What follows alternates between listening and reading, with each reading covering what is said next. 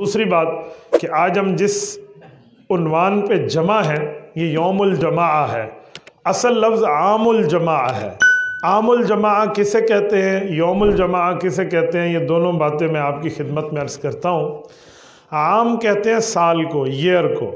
جماعت کا معنی ہے اجتماع ہونا، اکٹھا ہونا، اتفاق ہونا۔ عام الجماعات یعنی ایسا سال جس سال میں تمام کے تمام ہمارے اکابرین صحابہ کرام کا اتفاق ہو گیا تھا، اس سال کو عام الجماعت کہتے ہیں۔ وہ اتفاق کیسے ہوا تھا، اس کی ترتیب کیا ہے، یاد رکھیں۔ صحابہ کرام کے بارے میں اللہ کے رسول صلی اللہ علیہ وسلم نے جو پیشن گوئیاں دی تھی وہ پورے ہو کر رہنی تھی۔ حضرت رسول اللہ صلی اللہ علیہ وسلم کا فرمان آپ جمعہ کے خطبے میں خطیب سے سنتے رہتے ہیں، خیر القرون قرنی ثم الذین یلونہم ثم الذین یلونہم۔ فرمایا میرا زمانہ بہتر، پھر صحابہ کا بہتر، پھر تابعین کا بہتر۔ اس بہتر زمانے میں کچھ کام ایسے ہوئے ہیں کہ بدتر لوگوں نے اس سے فائدہ اٹھایا ہے، معاملات کو اس رخ پر لے گئے ہیں جو رخ ایک جنگ اور قتال اور جدال کی شکل اختیار کر گیا ہے۔ رسالت مآب علیہ الصلوۃ والسلام نے ایک حدیث ایک ارشاد فرمائی تھی ایک موقع پر، اس وقت بظاہر سمجھ نہیں آ رہا تھا کہ حضور پاک کے فرمان کا مطلب کیا ہے، لیکن بعد میں حالات نے اس کو ثابت کر دیا۔ وہ کیا ہے، ایک صحابی ہیں، طائف کے رہنے والے ہیں، ان کا نام ہے نفیع بن حارث۔ ان کا ایک اسلام لانے کا بہت بڑا واقعہ ہے کہ جب طائف کے قلعے کا رسول اللہ صلی اللہ علیہ وسلم نے گھراؤ کیا نا، تو کفار جو تھے وہ 2 مہینے کا راشن لے کر قلعہ بند ہو گئے تھے۔ انہوں نے کہا جو باہر ہوتی رہے، ہمارے پاس 2 ماہ کا کھانا پینا ہے، ہم نے باہر نہیں نکلنا۔ اس وقت ایک شخص کے دل میں اسلام گھر کر گیا، عین اس وقت جو وہ قلعے کے اندر موجود ہے، اس کا نام نفیع بن حارث ہے، کنیت ان کی ابو بکرہ ہے۔ انہوں نے کنویں وہاں سے قلعے سے باہر نکل کے جس طریقے سے پہنچے اور پھر ترتیب بتائی کہ یہاں سے جائیں، یہاں سے چھلانگ لگائیں، قلعے کا دروازہ کھلے اندر پہنچے، تو یہ صحابی اس وقت بنے تھے۔ ابو بکرہ ان کو کیوں کہتے ہیں، بکر، بکر، باکورہ، بکیر، بکرہ، اس کا معنی ہوتا ہے فرسٹ پوزیشن، پہلی حالت، اول آنے کا۔ ابو بکرہ اسلام لانے میں اول آنے والی شخصیت۔ ابو بکر صدیق رضی اللہ عنہ کو بھی ابو بکر اس لیے کہتے ہیں کہ وہ مردوں میں سب سے پہلے ایمان لائے ہیں۔ اب دونوں کا ایک لفظ ہوتا تو پہچان کرنا مشکل ہو جاتی کہ کون سے صحابی مراد ہیں، اس لیے ایک ابو بکرہ ہے اور ایک حضرت ابو بکر ہے۔ حضرت ابو بکر خلیفہ اول ہیں، حضرت ابو بکرہ رضی اللہ تعالیٰ عنہ جو ہیں یہ ہجرت کے بعد ایمان لائے ہیں۔ ان کا نام نفیع بن حارث ہے۔ یہ میں نے کیوں بتایا، یہ اس عنوان پہ متعلق ہے یہ گفتگو۔ حضرت نفیع بن حارث فرماتے ہیں میں اللہ کے رسول کے سامنے بیٹھا تھا، رسالت مآب علیہ السلام ممبر پر ہیں، امام حسن رضی اللہ تعالیٰ عنہ چھوٹی عمر میں، بالکل جسے بچگانہ عمر کہتے ہیں، بچپنا، اس عمر میں چلتے ہوئے رسالت مآب کے قریب آئے، حضور علیہ السلام نے گود میں بٹھا دیا۔ رسالت مآب علیہ السلام ایک بار امام حسن رضی اللہ کو دیکھتے اور ایک بار لوگوں کو دیکھتے، فالتفت الی الحسن ثم الی الناس مرہ، صحیح بخاری میں ہے کہ ایک بار امام حسن کو دیکھتے ایک بار لوگوں کو دیکھتے، تو یہ ایک منظر کریٹ ہو گیا کہ رسالت مآب علیہ السلام کچھ خاص فرمانا چاہ رہے ہیں۔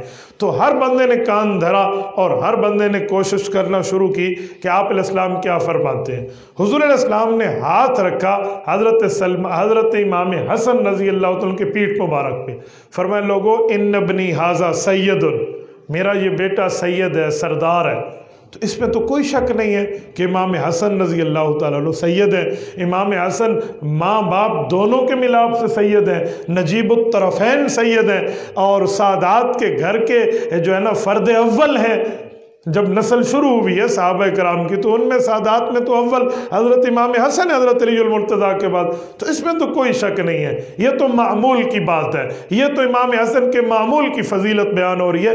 آگے کیا فرمایا جا رہا ہے، تو حضرت ابو بکرہ فرماتے ہیں، امام بخاری نے روایت کی کہ آگے اللہ کے رسول نے ایک جملہ فرمایا فَلَعَلَّ اللَّهَ أَن يُصْلِحَ بِهِ بَيْنَ فِئَتَيْنِ عَظِیمَتَيْنِ مِنَ الْمُسْلِمِینَ، فرمائے لوگوں ایک وقت کی بات کر رہا ہو، ایک وقت ایسا آئے گا جب دو مسلمان گروہوں میں لڑائی اس حد تک ہوگی کہ ایک بالکل خون کی ندیاں بہہ جائیں گی، یہ صورتحال ہوگی۔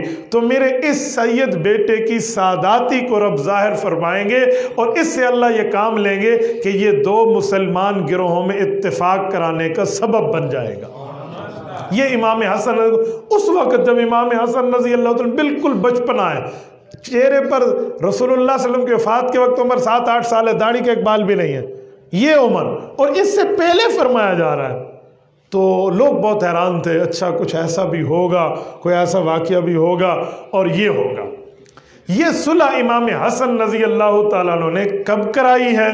یہ حضرت امام حسن رضی اللہ تعالیٰ نے رسالت مآب صلی اللہ علیہ وآلہ وسلم کے دنیا سے جانے کے تقریباً کوئی 32 سال بعد یہ منظر پیش ہوا ہے۔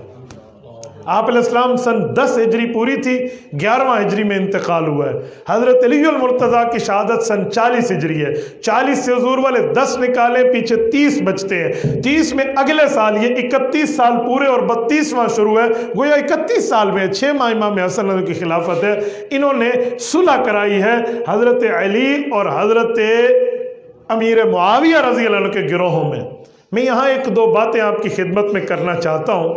سب سے پہلی بات ہے یہ جنگ ہوئی ہے، ہم مانتے ہیں لڑائی ہوئی ہے، اس میں قتل و قتال پیش آیا ہے، ایک دوسرے کا خون بہا گیا ہے، لیکن یہ جو اعتراضات ہوتے ہیں حضرت معاویہ رضی اللہ عنہ پہ کہ حضرت معاویہ رضی اللہ عنہ جنگ کی ہے، فلاں کی ہے، فلاں کی ہے، میں ایک سوال کرتا ہوں اعتراض کرنے والوں سے کہ اس جنگ کے بعد ان کی حیثیت کیا رہتی ہے؟ نعوذ باللہ یا تو غیر مسلم کی طرح آپ کہہ دیں کہ وہ کافر ہو گئے ہیں، تو یہ نظریہ تو ملت اسلامیہ میں کسی کا نہیں ہے۔ اچھا صحابیت زائل ہو گئی ہے؟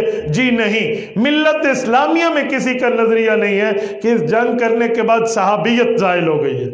اچھا اس جنگ کے بعد ان کی حیثیت کیا رہتی ہے؟ میں 2 حیثیتیں عرض کرتا ہوں اور وہی جو زبان نبی ہوگی یا زبان علی ہوگی۔ حضرت رسول اللہ نے فرمایا بین فئتین عظیمتین من المسلمین، مسلمانوں کے 2 عظیم گروہوں میں صلح کرائیں گے۔ پتہ چلا جنگ کرنے کے بعد بھی حضرت معاویہ اور ان کا لشکر مسلمانوں کا ایک عظیم ترین لشکر ہے۔ یہ رسالت مآب نے ان کو حیثیت دی ہے۔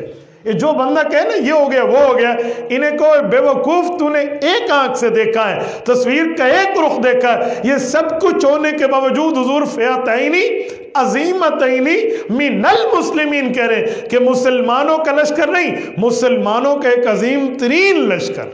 تو ان کے یہ حیثیت بھی زائل نہیں ہے۔ نمبر 2، سیدنا علی المرتضیٰ رضی اللہ عنہ سے پوچھا گیا کہ آپ ان حضرات کو جن سے آپ کی جنگ شروع ہے آپ کیا سمجھتے ہیں؟ حضرت علی المرتضیٰ رضی اللہ عنہ جو بات ارشاد فرمائی ہے، امام ابن عساکر نے اس کو نقل کیا ہے، فرمایا قتلانا و قتلاہم فی الجنہ یرید بہ وجہ اللہ۔ اس جنگ میں سازشی نہ ہو، اللہ کی رضا کے لیے جو آیا ہے اس کا ٹھکانہ جنت ہے۔ یہ لوگ سمجھتے ہیں کہ ہم قتل عثمان میں ہیں، واللہ ونحن براء من، خدا واحد شاہد ہے ہم قتل عثمان سے بری ہیں۔ حضرت علی فرماتے ہیں ان اخواننا قد بغوا علینا، یہ ہمارے